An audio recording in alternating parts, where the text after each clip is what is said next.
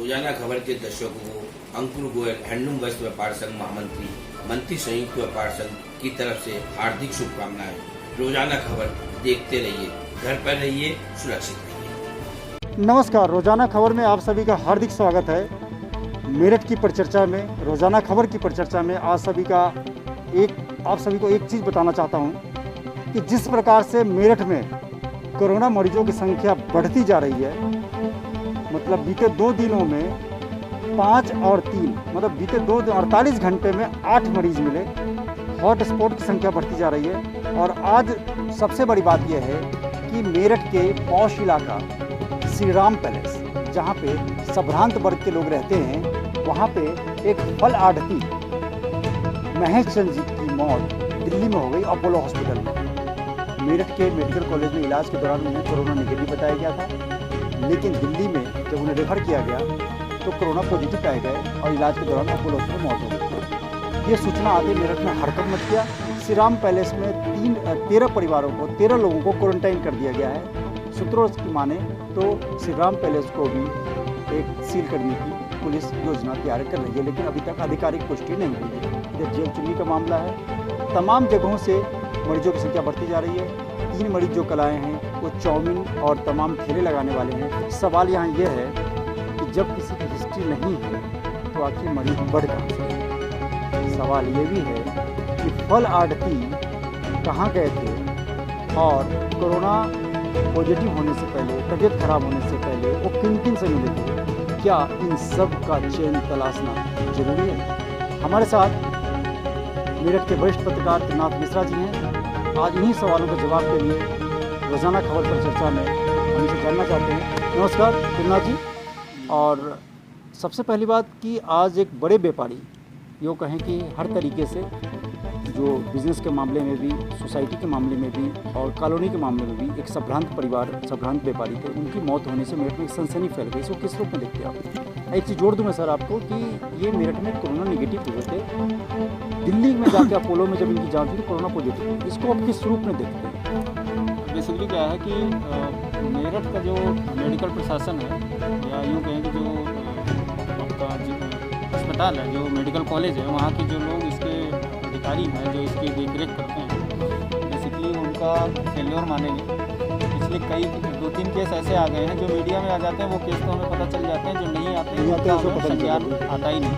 तो पिछले जो 2 केस संज्ञान में आए थे, उनमें एक में तो ऐसा था कि जिसको उन्होंने ट्रीटमेंट नहीं दिया और वो बाद में जाके एक्सपायर हो गया। जब बाद में उसकी रिपोर्ट आई तो वो पॉजिटिव पाया गया। ठीक उसी तरीके से ये केस हुआ जो यहाँ पे निगेटिव हुआ, लेकिन जब उनके परिजनों को शक हुआ कि भाई यहाँ पे हमें ठीक तरीके से ट्रीटमेंट नहीं मिल रहा है, तो उन्होंने रेफ़र करा के और अपोलो हॉस्पिटल गए और वहाँ पे जब कोरोना की जांच कराई तो वो पॉजिटिव पाया गया और उनकी तब तक बहुत देर हो चुकी थी और उनकी मौत हो गई। दोनों कंडीशन ऐसी हैं जिनमें बहुत देर हो चुकी थी और उनकी मौत हो गई। यानी जो हमारा मेडिकल प्रशासन है वो कतई लापरवाही बरत रहा है। इसके ऊपर सीएम को भी, डीएम को भी संज्ञान लेना चाहिए और कठोर से कठोर कार्रवाई करके या फिर इसको नियमित करें या तो इनको हटाएं। बिल्कुल, आपके सवाल में जवाब में से एक सवाल में समझ में आया कि जिस तरीके से विजय गर्ग का मामला आया है कि मरने के बाद उनकी रिपोर्ट पॉजिटिव आई, क्योंकि वो संपन्न नहीं थे और यहाँ से दूसरी जगह इलाज कराने नहीं जा पाए। रमेश चंद जी के मामले में ये है कि ये संपन्न थे और इन्होंने यहाँ के अव्यवस्था को दरकिनार करते हुए वो दिल्ली चले गए। लेकिन सवाल उठता है कितने लोग दिल्ली जाए, कितने लोग संपन्न हैं, कितने लोग यहाँ शहर से बाहर जाने की हैसियत रखते हैं? मैं उसी बात को तो कह रहा हूँ कि भाई इसके लिए हमारा जो प्रशासन है उसको सख्ती से पेश आना पड़ेगा। जनता के लिए तो आप सख्ती कर रहे हैं कि आप यहाँ मत जाओ, वहाँ मत जाओ, ये मत करो, वो मत करो, ठीक है, जनता मान भी रही है, आपको सहयोग भी कर रही है। आप अपने इंटरनल सिस्टम को तो ठीक करिए भाई। इस तरीके से जो वहाँ पे एडमिट हैं उनका भी कुछ इलाज ठीक से नहीं हो रहा है और जो क्वारंटाइन किए जा रहे हैं उनके लिए अंदर की बात तो पता नहीं क्या वो हम तक पहुँच ही नहीं रही है। जो चीज़ पहुँच रही है वो सामने है, जो चीज़ें हैं वो सामने हैं। और सबसे बड़ी बात आपको ये बताना चाहता हूँ कि जिस तरीके से परसों की जो रिपोर्ट है, परसों मतलब जो कल की जो रिपोर्ट है, उसमें 3 जो व्यक्ति पॉजिटिव पाए गए हैं उनका बैकग्राउंड ठेला लगाने का है और एक और मतलब मीडियम से भी नीचे की बैकग्राउंड। सवाल उठता है कि जब वहाँ तक कोरोना का वायरस फैल गया है तो वो कितने लोगों से मिले होंगे, उनका चैन तलाशने की कितनी जद्दोजहद करनी पड़ेगी? क्या लगता है आपको? बहुत मुश्किल समय है और ऐसे में अगर ठीक तरीके से उन लोगों को ट्रीटमेंट नहीं दिया गया, उन लोगों को फॉलो नहीं किया गया, तो ये धीरे धीरे संख्या भी बहुत ज़्यादा बढ़ेगी। रेड जोन में ऑलरेडी है मेरठ और परेशानियों का जो सबब है वो आम जनता को मिल रहा है। अधिकारी भी परेशान है, ऐसा नहीं है कि अधिकारी परेशान नहीं है। और पहले तो ये माना जा रहा था कि ये जमाती जो मिल रहे थे एक के बाद एक, अब उनकी संख्या बिल्कुल सीमित हो गई है। और ऐसे में अब अन्य लोगों की संख्या आम आदमियों के जो आम लोग जो हैं, अन्य वर्ग के जो लोग हैं, उनमें अब ये धीरे धीरे पनप रहा है। इससे जाहिर सी बात ये है कि अभी ये अपने पाँव बहुत तेज़ी से पसार चुका है और ये डिटेक्ट करने में बहुत वक्त लगेगा। बिल्कुल। तो सवाल ये उठता है कि आखिर मेरठ में भाजपा कार्यकर्ता के पिताजी पॉजिटिव पाए थे, भाजपा कार्यकर्ता भी पॉजिटिव पाया गया था। उसके बाद तमाम बीजेपी के नेता, सांसद, दोनों सांसद, विधायक, पदाधिकारी सब ने अपने कोरोना टेस्ट कराए थे। उसमें सारे के सारे निगेटिव आए हैं। विधानसभा के अलावा कोई भी भाजपा का नेता या कार्यकर्ता पॉजिटिव नहीं आया है। नहीं तो उस समय बहुत हड़कंप जैसी स्थिति थी। यहाँ पे अन्य लोग पॉजिटिव आते जा रहे हैं। सवाल उठता है कि क्या 3 मई के बाद भी मेरठ बंद रहेगा?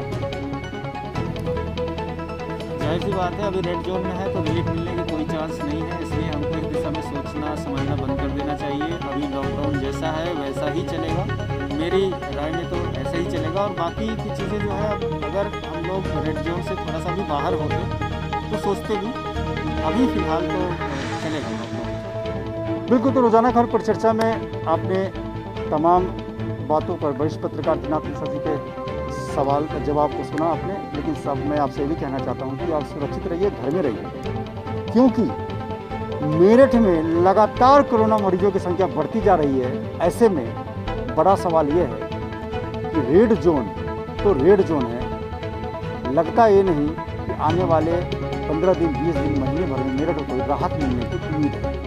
और एक सवाल और है कि आपकी जल्दीबाजी, व्यापार की जल्दीबाजी, घर से बाहर निकलने की जल्दीबाजी, कभी आपको मौत के करीब